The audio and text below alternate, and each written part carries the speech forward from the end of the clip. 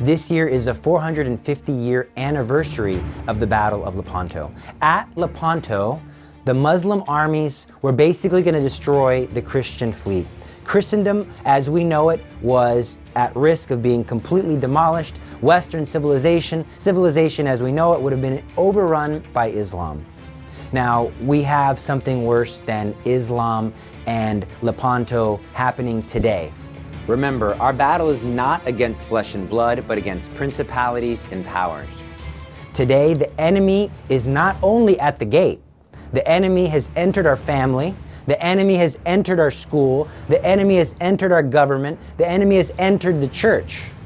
We have false beliefs, ideas of theology, desecration of the Eucharist in many places, sexual deviancy running rampant, immorality, widespread drug use, atheism, hedonism, civil unrest. Mortal sin is the norm in many of our families and in our homes. Souls are going to hell because there's nobody to pray and do penance. And what are we going to do? Are we just going to let them go to hell? Are we going to let our family members go to hell? Are we going to let our friends go to hell? Or are we going to do something? And you might say, Gabriel, I don't know, what can I do? I'm just a young person. The answer is a young person. The answer is the Blessed Virgin Mary.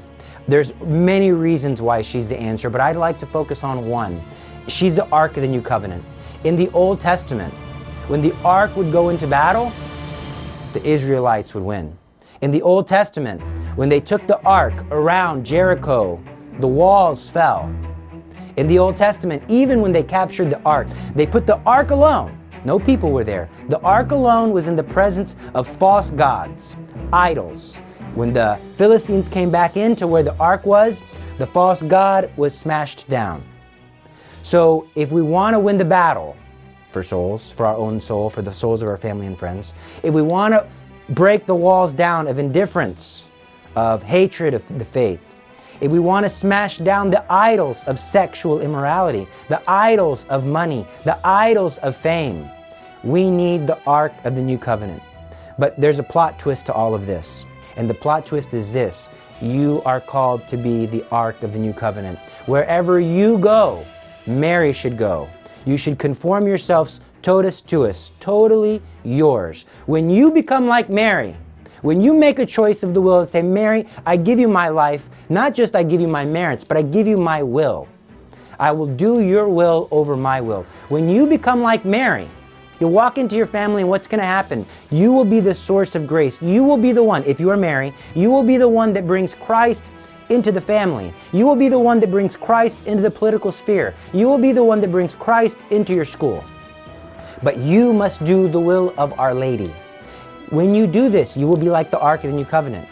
You receive Jesus in Holy Communion. You have the presence of God inside of you. That is when you are most like the Blessed Virgin Mary. So you must receive Holy Communion very often, and you must receive Holy Communion with an aim at doing the will of Our Lady, being totally united to God. Jesus Christ was totally obedient to His mother. He always did His mother's will. We see this even at the wedding feast of Cana. And when you do this, the walls of indifference, the walls of hatred will be torn down. You'll win the battles, and the false idols will be cast out and will crumble underneath the foot of the Virgin Mary. But you cannot just do this by willing it and desiring it. You need to pray.